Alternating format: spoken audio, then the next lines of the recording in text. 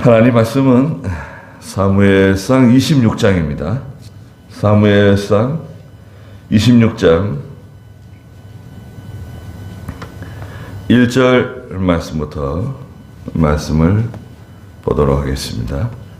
십광야라고 하는 유다 땅 남쪽에 있는 거친 광야입니다. 십광야에서 다윗이 사울을 이제 만나는 장면이 기록되어져 있습니다. 24장 2절에도 보면 사울이 3,000명의 병사들을 데리고 다윗을 쫓기 위해서 나왔다고 말했어요. 24장 2절 한번 읽어주시겠어요? 사울은 온 이스라엘 중에서 뽑힌 사람 3,000명을 이끌고 다윗과 그 부하들을 찾으러 들령소 바위 앞으로 가서 이스라엘 중에서 뽑힌 사람 3,000명을 이끌고 다윗을 쫓아나갔습니다. 이 3,000명은 지금으로 말하면 특수한 병사들이에요. 이스라엘 백성 가운데 아주 날쌘 용사들입니다. 3,000명을 특별히 조직해가지고 다윗을 추격하는 부대로 삼은 것입니다. 그 3,000명을 데리고 십광야로 갔는데요. 26장 1절에 보니까 십사람들이 그 기브아에 있는 사울에게 와가지고요. 기브아는 그 큰 성읍인데요. 거기에는 산당도 있고요. 솔로몬이 기브아 산당에서 일천 번제를 드리죠.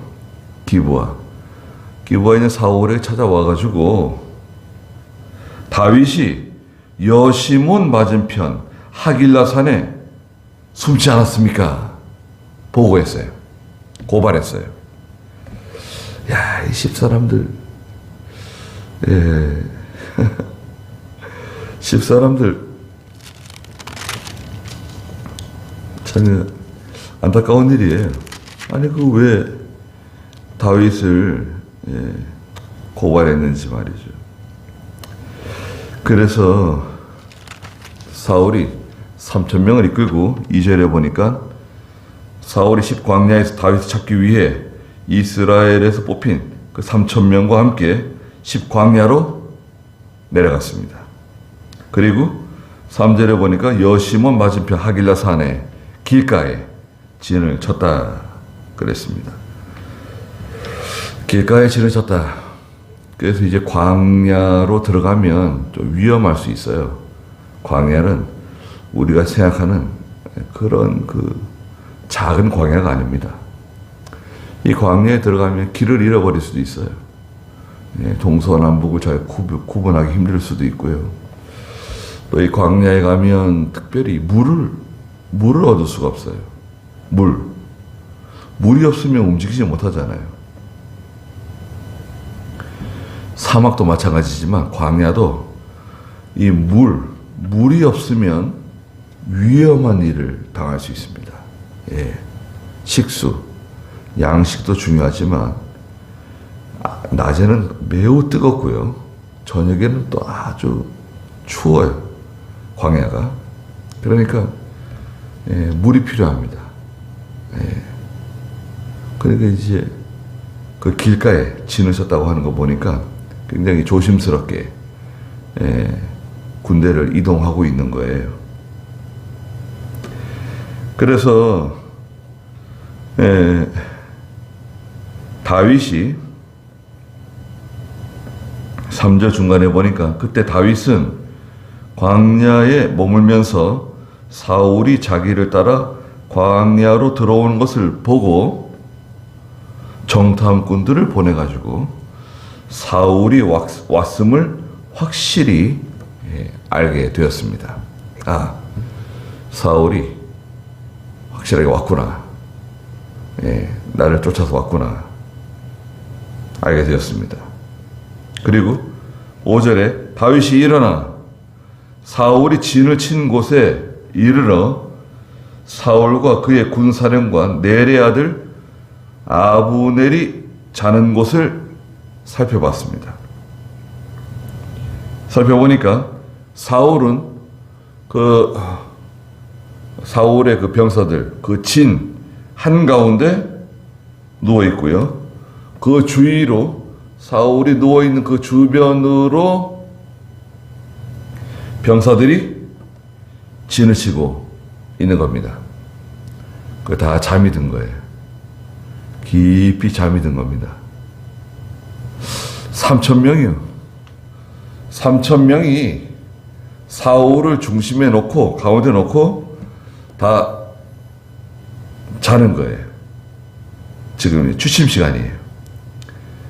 사울이 제일 가운데 있어요. 또 사울 옆에 군사령관 아브넬이 함께 옆에서 잠을 자는 거예요.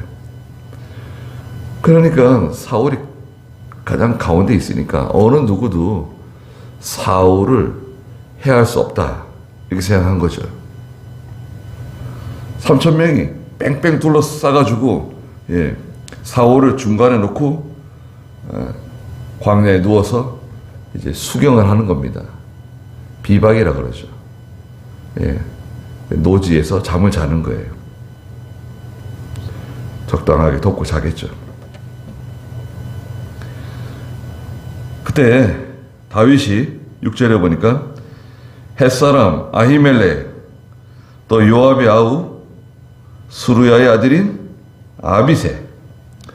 이 아비새가 이제 그 다윗의 이제 좀 귀중한 군사령과 같은 그런 역할을 하는 사람입니다.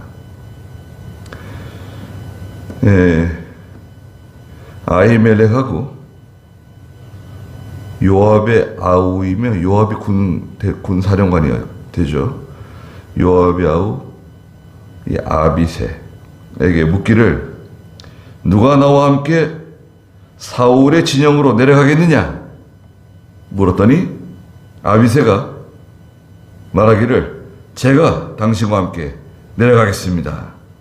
그랬어요. 누가 나와 함께 사울이 있는 곳으로 같이 가겠느냐 물었더니 아비새가 즉시 제가 함께 가겠습니다, 얘기한 거예요. 그래서 다윗과 아비새가 7절에 보니까 밤에 백성에게 와서 보니 사울은 진영 가운데 누워 자고 있었고, 그의 창은 그의 머리맡 땅에 꽂혀 있었고, 아브넬과 백성들은 그를 둘러서 누워 있었습니다. 다 사울을 중심으로 해서 다 누워서 깊이 잠이 든 거예요. 몇 시나 되었을까요? 근데 과거에 이제 그 군인들, 전쟁, 이런 거는 해가 떨어지면 이제 움직일 수가 없으니까요. 지금처럼 발전기를 가지고 다니는 것도 아니고, 야간 전투라고 하는 야간 전쟁은 생각하기 힘든 시대예요. 또 보름달이 뜨거나 이렇게 달빛이 아주 환할 때는 그래도 좀 움직일 수 있을 텐데, 달빛도 없고 또 이 망월이라든지 이 그때쯤에는 거의 움직이는 게 쉽지 않을 거예요. 그래도 밤에 많은 게 보입니다. 망월 때라도 심지어는 아주 새까만데요. 전혀 아무것도 보이지 않을 것 같은데 보입니다. 별빛이 대단해요. 별빛이 비칩니다. 은은하게, 밤에 은은하게 이제 보여줘요. 산속에서도요, 다 보입니다. 불을 켰을 때하고 불을 껐을 때 그 차이가 있는데, 시간이 좀 지나면 우리 눈이 그 어두움에 적응을 해요. 그래가지고 상당히 많은 것들이 보입니다. 상당히 많이 보여요. 달이 떴을 때는 뭐 너무나 환하게 보이고요. 예. 그러니까 자, 다윗과 아비새가 사울이 지금 누워있는 그 사울의 군대가 누워있는 곳에 가만히 다가갔습니다. 다가가서 보니까 너무 깊이 다 잠이 든 거예요. 몇 시나 되었을까요? 한 12시? 1시? 예. 사람들이 자고 있어도요, 중간중간에 깨는 사람들이 있습니다. 네. 자다가, 뭐, 소변이 마렵거나, 그러면요, 자다가 일어나가지고, 진 밖으로 나가서, 이렇게 볼일 보고 돌아올 수 있잖아요. 예. 자다가도 화장실 가기도 하잖아요. 네. 그런데 3,000명이나 되는데, 3,000명이 누워서 자고 있는데, 지금. 누구도 다윗과 아브넬을 발견하지 못했어요. 아비새를 발견하지 못했어요. 8절에 아비새가 다윗에게 말했습니다. 하나님께서, 조용하게 얘기하는 거죠. 하나님께서 오늘 당신의 원수를 당신의 손에 넘기셨다는 거예요. 이제 제가 그를 창으로 단번에 땅에 꽂게 해주십시오. 제가 그를 두 번 찌를 필요도 없습니다. 그랬습니다. 단번에 사울을 죽일 수 있다는 거예요. 허락해 주시면, 명령하시면 제가 두 번 찌를 것도 없습니다. 사울 머리맡에 꽂혀 있는 사울의 그 창을 가지고 사울을 땅에다 꽂아버리겠습니다. 허락해달라는 거예요. 이건 하나님이 주신 기회라는 거예요. 하나님께서 당신에게 주신 기회입니다. 이런 기회는 흔치 않죠. 이런 기회는 흔치 않습니다. 생각해보면, 이거 하나님이 나한테 주신 기회 아닌가, 이거? 기회를 잡아야지. 원수를 갚아야지. 사울을 죽일 수 있는 절호의 기회입니다.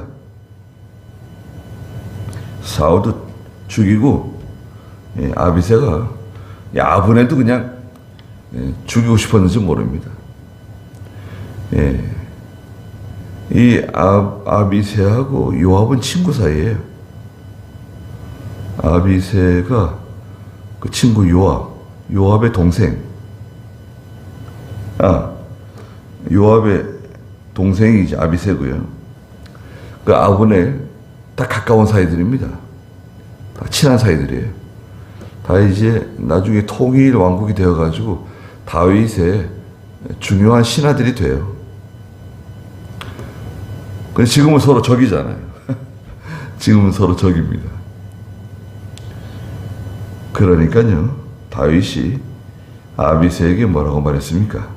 9절에 보니까 다윗이 아비새에게 말하기를 그를 죽이지 마라. 누가 여호와의 기름 부음을 받은 자에게 손을 대고도 무지할 수 있겠느냐? 네, 그러지 말라는 거예요. 사울을 죽여서는 안 된다. 하나님의 기름 부음 받은 사람에게 손을 대면 하나님이 싫어한다는 거예요. 무지할 수 없다. 하나님께서 그 죄를 물으신다는 거예요. 이게 다윗의 믿음이에요. 이건 이제 원수를 자기가 갚으려고 그러지 않고 하나님께 맡긴 거예요.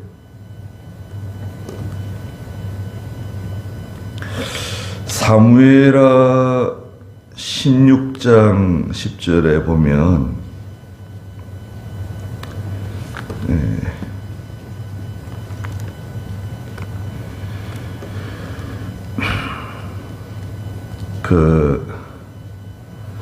다윗 왕을 저주하는 시므이가 있어요. 압살롬이 반란을 일으켜가지고요, 급하게 왕궁을 빠져나와서 달아나고 있는 늙은 다윗을 향해서 흙먼지를 뿌리면서 시므이라고 하는 사람이 다윗을 막 저주했어요. 가거라 가거라, 피를 흘린 사람아, 비열한 자야. 그러면서 막 다윗을 저주하니까 다윗 옆에 있던 아비새가 화가 나가지고요, 다윗에게 저 시므이를 제가 죽여버리겠습니다, 한 번에 죽여버리겠다고. 그러니까 다윗이 뭐라고 말했습니까? 그 사무엘하 16장 10절 읽어보시겠어요? 왕이 말하기를 스비야의 아들들아, 내가 너희와 무슨 상관이 있느냐? 그가 저주하는 것은 여호와께서 그에게 다윗을 저주하라고 말씀하셨기 때문이니 어느 누가 어찌하여 내가 그렇게 하느냐라고 말할 수 있겠느냐 하였다. 네, 하나님께서 저 사람, 저 시므이를 통해서 나를 책망하시는 거다. 예? 하나님께서 저 사람을 통해서 나를 책망하시는 거야. 다윗은 그렇게 생각했습니다. 저 시므이가 참 아주 못된 놈이다. 저 놈을 죽여야 된다. 저걸 가만히 놔둬서는 안 된다. 그렇게 생각하지 않고 하나님께서 저 사람을 통해서 나를 책망하시는 거다. 저 사람을 통해서 우리를 책망하시는 거다. 회개할 기회를 주시는 거다. 나를 돌아보게 하시는 거다. 겸손하게 만드시는 거다. 회개하라 그러시는 거야. 이건 하나님이 하시는 거다. 예? 이건 하나님이 하시는 거다. 하나님께서 우리에게 고난을 주시는 거예요. 하나님께서 우리가 잘못하니까, 내가 잘못하니까 깨달으라고, 정신 똑바로 차리라고, 회개하라고 그러시는 거야. 저 사람 욕할 필요 없다. 인간적으로 볼 때는 저는 원수와 같아요. 아주 나쁜 사람이에요. 죽어도 돼요. 예. 또 왕을 이렇게 막 함부로 저주하면 되겠어요? 근데 다윗이 죽이지 말라 그랬어요. 내버려 두라 그랬어요.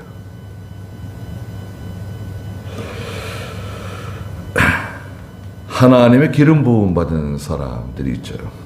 오늘날에는 뭐 목사, 또 우리 장로님도 하나님께 기름 부음 받았죠.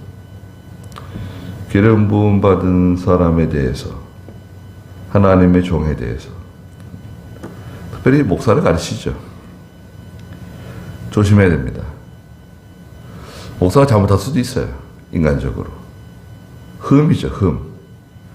진리면에 잘못됐다? 그죠? 그건 큰 허물이죠. 진리면에 잘못됐다고 하면 그건 좀 그냥 넘어가기 힘든 일입니다, 사실은. 그건 교회에서 어떻게 해결이 안 돼요. 네, 목사도 당회원이기 때문에 당회가 소집이 되어가지고 목사님에 대해서 어떻게 결정을 내리는 게 쉽지 않습니다. 또 목사님이 그걸 잘 수용하기가 쉽지 않아요.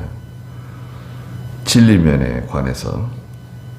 그럼 노회에다가 이제 고발할 수 있어요. 노회에다가 이 문제를 해결해 주세요.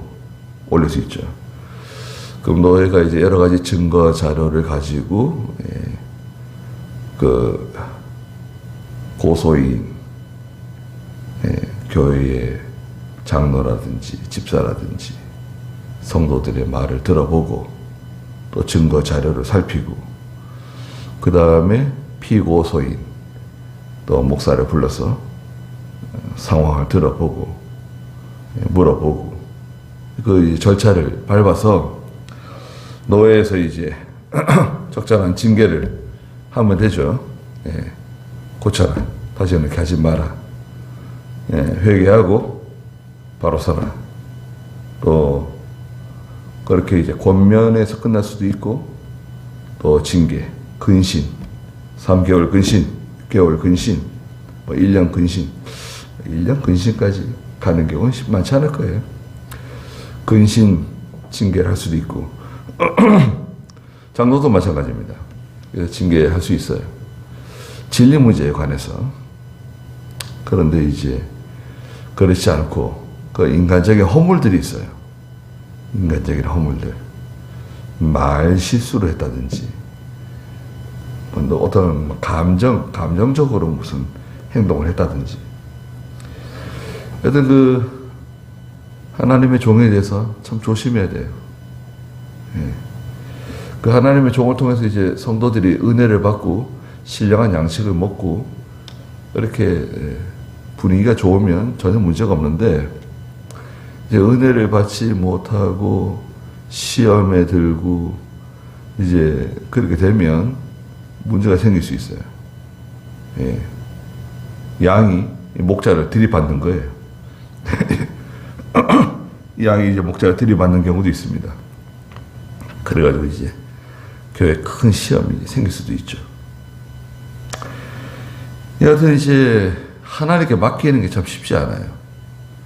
사람들은 문제가 생기면 기도하고 그것을 이제 하나님의 뜻 가운데 처리하려고 해야 되는데 사람들이 해결하려고 이제 애를 쓰거든요. 물론 사람들이 해결하고 애를 쓰면서 또 하나님께 기도해야 되죠. 이걸 잘 처리해야 됩니다. 정말. 이게 아주 지혜롭게 능숙하게 처리하지 못하면 수술할 때요. 생각해 보세요. 외과 수술해야 되는데 수술 칼을 들고 살을 째서 그 속에 상처를 고름을 제거한다든지 어떤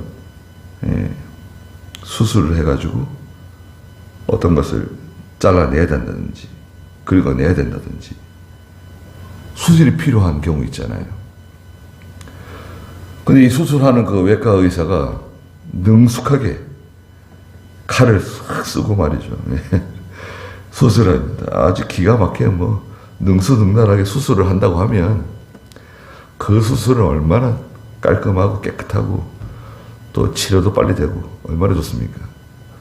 근데 이 수술이 하지 못하는 좀 실력이 없는 의사가 수술을 하게 되면 작게 찢어야 될 거 크게 찢고 말이죠. 이 수술이 잘못해가지고 더 큰 문제가 생길 수도 있고 잘못하면 죽을 수도 있어요. 그렇잖아요. 그러니까 이 교회에 시험이 들었을 때 이걸 어떻게 처리할 것인가. 지금 사울이 잘못한 거 틀림없어요. 사울이 잘못하고 있고 사울이 이거 지금 나라 다 망치고 있는 거예요.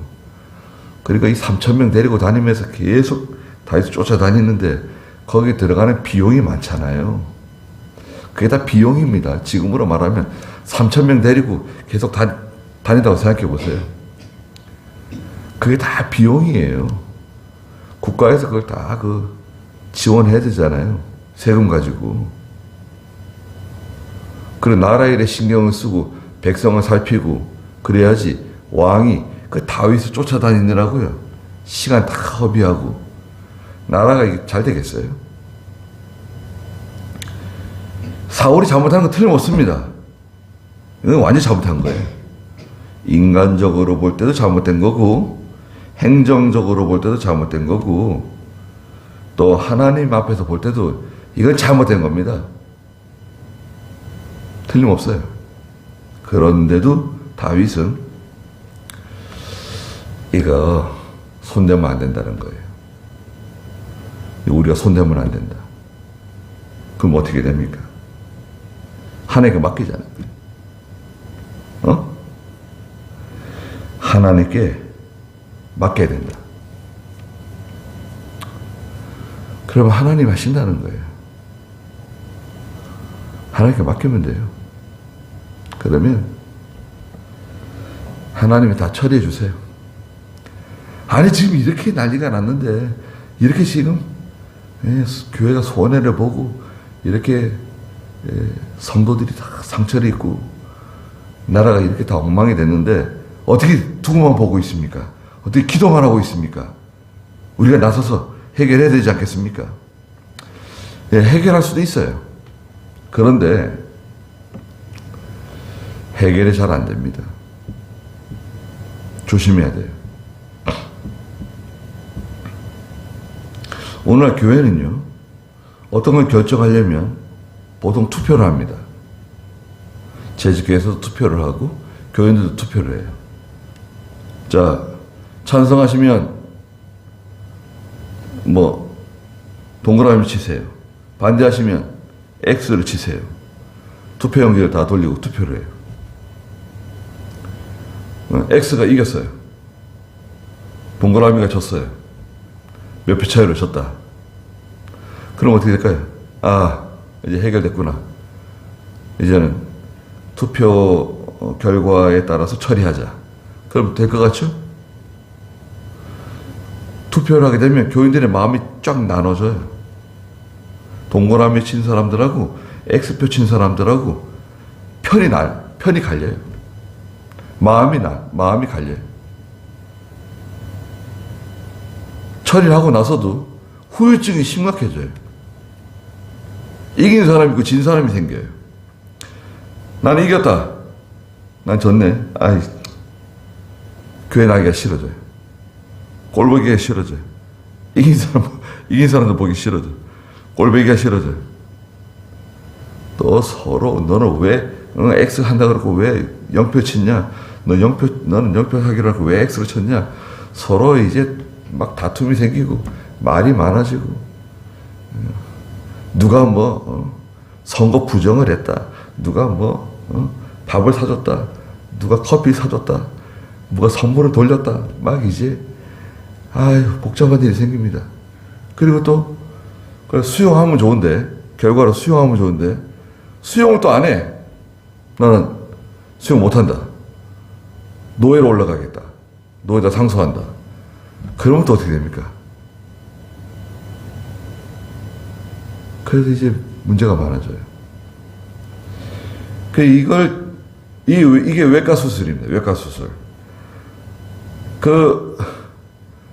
교회는 목사님이 아주 능수능란하게 외과 수술을 잘하는, 기도 많이 하고 아주 그냥, 흔적도 없이 수술을 할 수 있는, 언제 수술을 했는지 언제 손을 댔는지 알지도 못하게 깔끔하게 싹 봉합을 하는 거예요.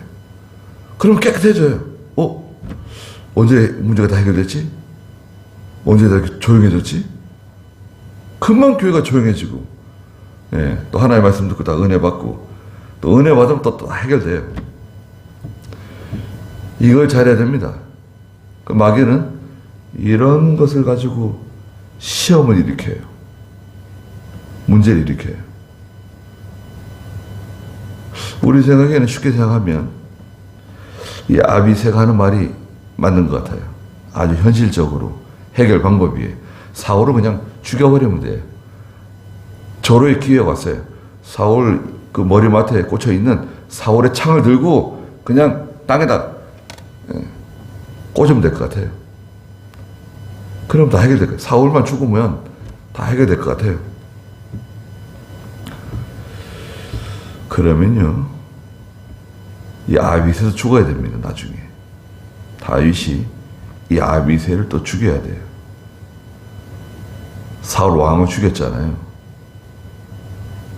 그러면 아비새도 죽게 됩니다. 결과가 좋지 않아요. 자, 다윗이 뭐라고 말했습니까? 그를 죽이지 마라 그랬죠. 누가 여호와의 기름 부음 받은 자에게 손을 대고도 무죄할 수 있겠느냐?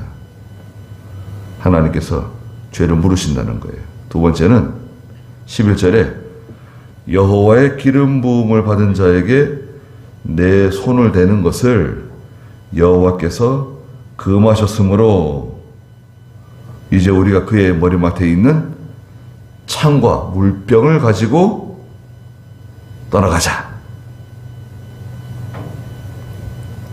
하나님이 금하셨다는 거예요. 하나님께서 내게 사울을 죽이는 것을 금하셨다. 언제 하나님께서 다윗에게 그런 말씀하신 적이 있나요? 지난밤 꿈에 다윗에게 하나님이 말씀하셨나요? 그런 거 아닙니다. 이것이 바로 다윗이 신앙 양심을 사용한 거예요. 믿음을 사용한 거예요.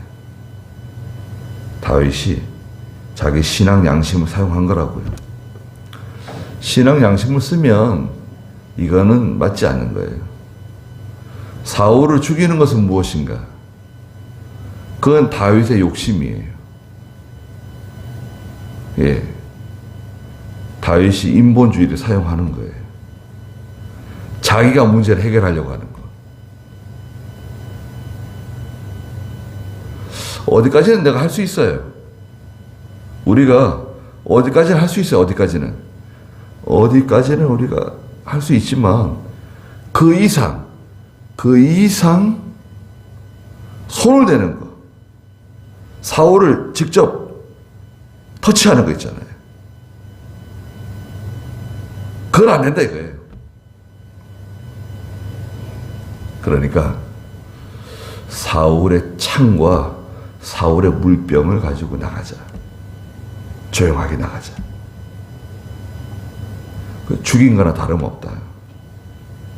그렇잖아요. 사울의 창과 물병을 가지고 다윗이 그 사울의 진에 들어갔다 나왔다. 사울은 죽은 거나 다름없어요.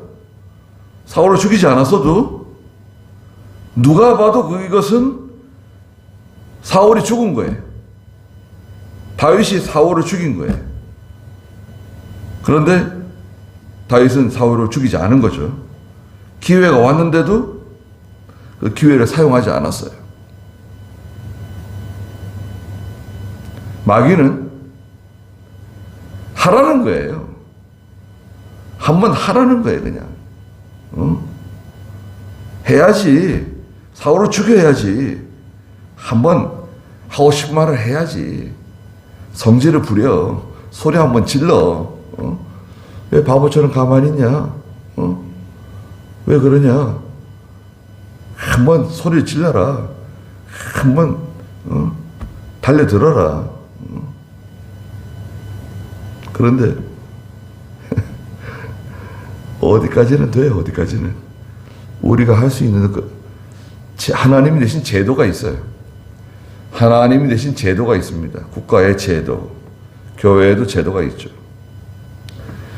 제도 안에서 하고 어디까지 하고 그 이상 나가지 말자 이거예요. 그리고 사람 꼭 죽여야 죽이는 게 아닙니다. 예?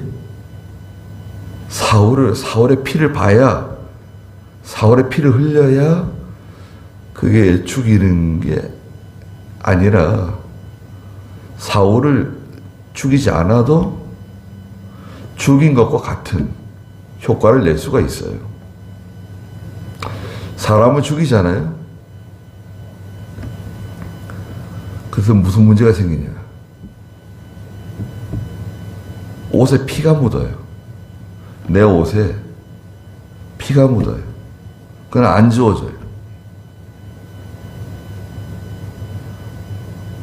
나는 사람을 죽인 사람이 돼요. 살인자가 돼요. 굳이 못하러 사람을 죽여요. 죽이지 않았어도 그 사람은 죽은 거예요. 이미 하나님께서 말하자면 사형 선고를 내린 거예요. 내가 그 사람을 죽이지 않아도 하나님이 다 처리하세요. 사람들이 다 압니다. 사람이 다 알아요. 아, 저 사람을 아예 매장시킬 수도 있었는데, 죽일 수도 있었는데 죽이지 않았다. 끝까지 그냥 한번 물으면 놔주지 않고 그냥 끝까지 그냥 사람 목덜미를 물고 그냥 허벅지를 물고 놔주지 않는 거 있잖아요. 그러면 안 돼요. 그렇게 할 필요가 없어요. 적당히 타협을 봐야 돼요. 어떻게 타협을 보느냐. 회개할 기회를 줘야 돼요. 사울에게 다윗이 회개할 기회를 주는 거예요. 그렇잖아요. 다윗이 사울에게 회개할 기회를 주는 거예요. 그래서 사울이 회개해요. 이제 내가 잘못했다고. 다윗에게도 잘못했다고 그러고 자기가 잘못한 거 인정해요. 그래서 다윗이 12절에 보니까 사울의 머리맡에 있는 사울의 창과 물병을 가지고 가만히 몰래 빠져나왔습니다. 이를 보거나 눈치채거나 깨는 사람이 아무도 없었어요. 야, 이거 왜 그러셨죠? 여호와께서 12절 마지막에 보니까 그들로 깊이 잠들게 하셨으므로 그들이 다 자고 있었기 때문이다. 하나님께서요, 사울과 사울의 모든 그 병사들이 깊이 잠들게 만드셨다는 거예요. 이사야 29장 10절 읽어보세요. 29장 10절. 이는 여호와께서 너희들을 위해 깊이 잠들게 하시는 영을 부으셔서 너희 선지자의 눈을 감기셨고 너희 선견자들의 머리를 덮으셨기 때문이다. 이는 여호와께서 너희들 위해 깊이 잠들게 하는 영을 부으셔가지고 선지자도 잠들고 선견자도 잠들고 영적으로 다 잠들었다는 거예요. 신앙이 다 잠들었다는 거예요. 타락하게 만들었다는 거죠.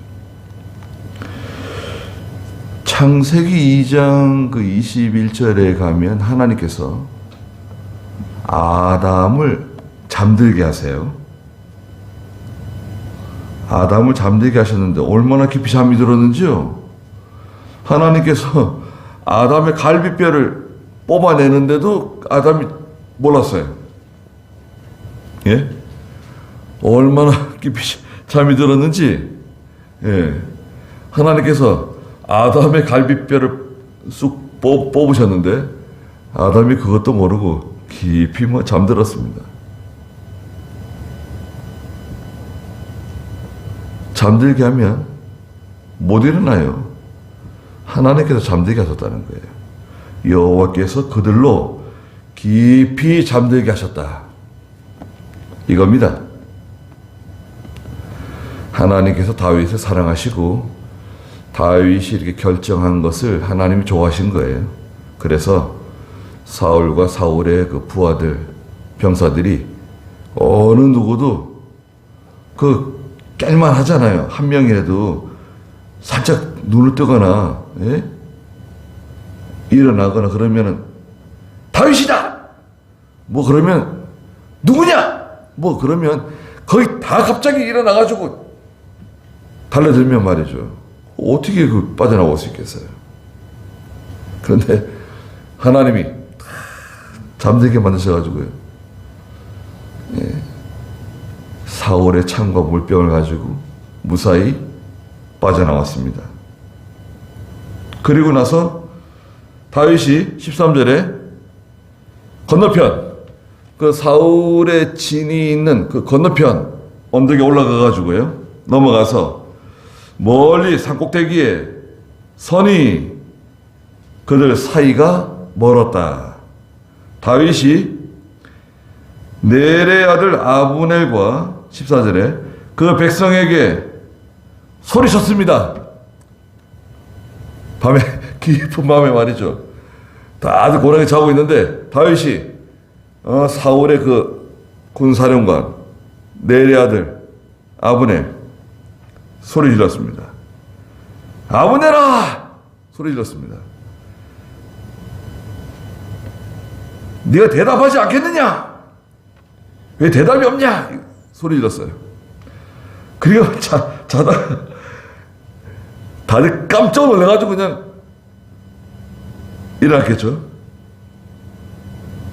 아브넬이 대답하여 말하기를 네가 누구이기에 왕을 부르느냐?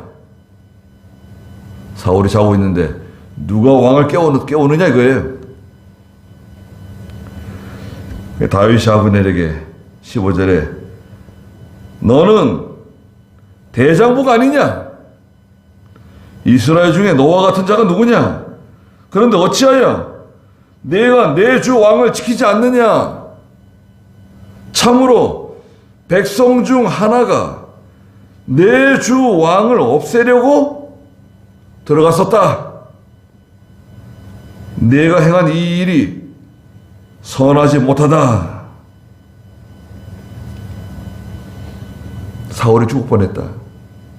너는 왜 깨어있지 않고 왕을 제대로 지키지 못하느냐? 책망하는 겁니다.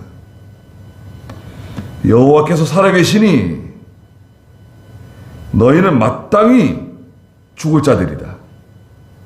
너희가 여호와의 기름 부음을 받은 자 곧 너희 주를 지키지 않았기 때문이다. 이제 왕의 머리맡에 있던 왕의 창과 물병이 어디 있는지 보아라. 창과 물병이 어디 있습니까? 없어요. 막 찾았겠죠.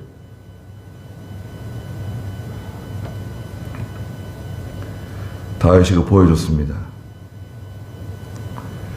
다윗에게 가 있는 사울의 창과 물병.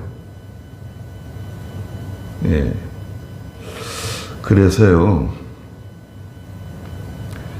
다윗이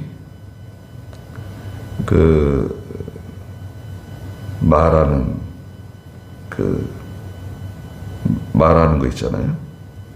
다윗이 아브넬에게, 아비새에게 죽이지 말라고. 하나님의 기름 부음 받은 사람을 손대게 되면 하나님이 죄 없다고 안 하신다. 그렇게 하면 안 된다. 그럼 어떻게 하냐? 그 사울의 창과 물병을 가지고 나가면 사울 죽인 거예요. 예. 게임 오버예요. 끝난 거예요. 죽이지 않아도 죽이는 것과 똑같습니다. 하나님께서 또 사울과 사울의 그 신하들, 부하들 다 깊이 잠들게 하는 거 보세요. 하나님께서 다윗이 믿음으로 하니까 다윗을 도와주시는 거예요. 다윗이 어려운 일 겪지 않도록 다 하나님 도와주십니다. 다윗이 직접 하려고 하는 것은 무엇이라 그랬습니까? 다윗이 만약에 자기가 직접 하려고 했다고 하면, 그래서 자기가 직접 해결하려고 했다고 하면 그것은 욕심이다, 욕심.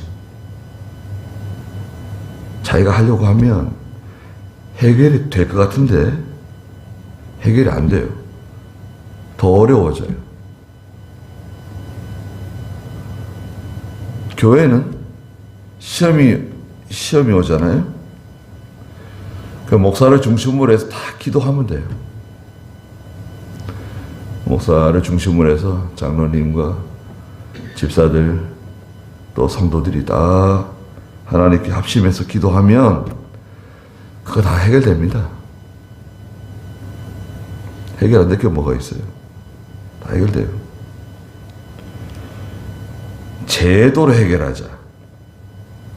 어떤 절차, 행정적인 절차를 가지고 해결하자. 요즘엔 또 이 교회가요, 세상 법적으로 막 나가요. 속상하다고.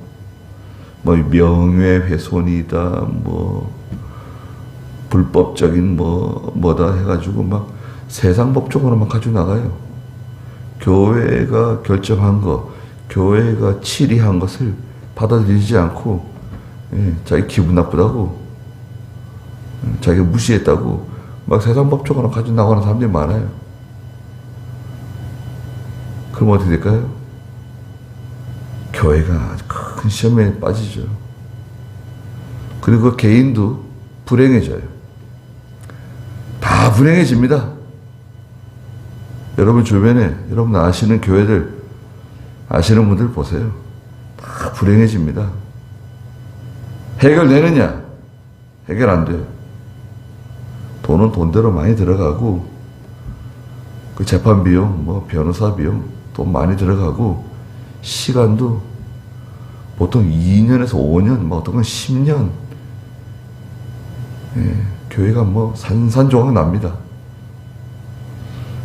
그 처음에 일 처리 잘해야 돼요. 처음에 이것을 어떻게 처리할 것인가.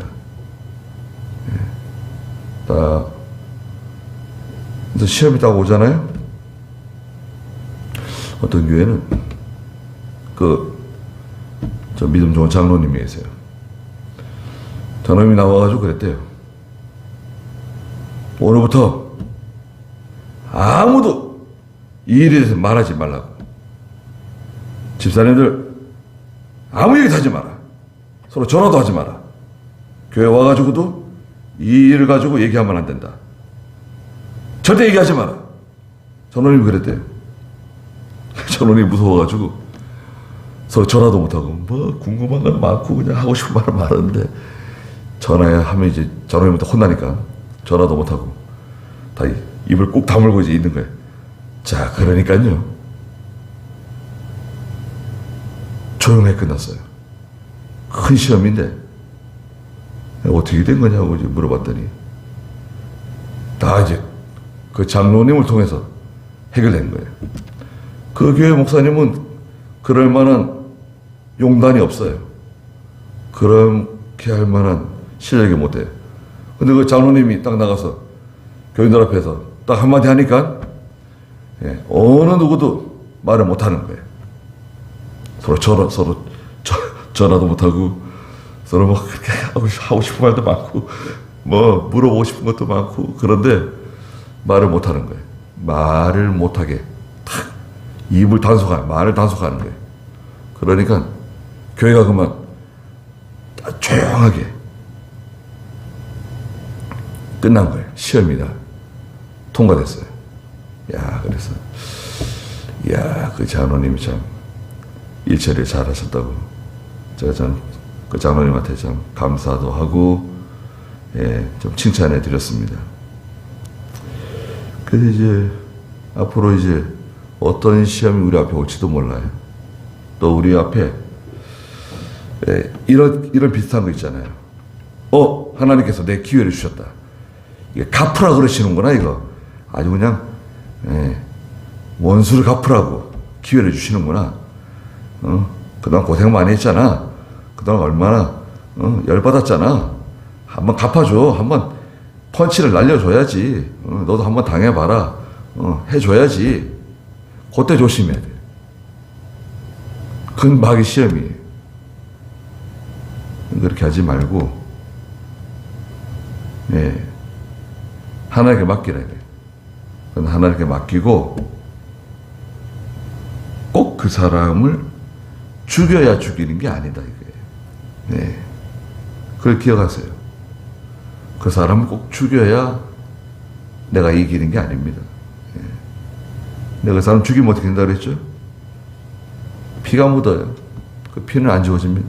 못하러 피를 묻혀요. 내 손에 칼이 들렸다고 해서, 여러분, 내 손에 칼이 들려있다고 해서 막 휘두르는 거 아니에요. 무슨 망나니예요? 망나니 있잖아요. 예전에 그 사또의 명을 받아가지고 그 목을 자르는 덩실덩실 춤을 추면서 그 망나니가 춤을 추잖아요. 그렇게 하면 안 돼요. 칼이 들려있다고 해도 칼을 들었는데 칼을 쓰지 않는 사람, 그 사람이 진짜 무서운 사람이에요. 예. 칼을 들고 있는데 칼을 쓰지 않는 사람. 그래서 하나님께 맡기고 기도하고 또 어려운 일을 만나면 하나님께서 우리에게 회개할 기회를 주시는구나. 회개하라 그러시는구나. 저 시므이를 통해서 나를 책망하시는구나. 하나님이 저 사람을 통해서 나를 깨우쳐 주시는구나. 내가 잘못한 것을 알려주시는구나 생각하고, 그럼 열받을 필요가 없죠. 열받을 게 뭐가 있어요? 속상할 게 뭐가 있어요? 오히려 감사하지. 저 사람은 좋은 사람이다. 그렇게 생각하고 일을 잘 처리해 나가야 됩니다.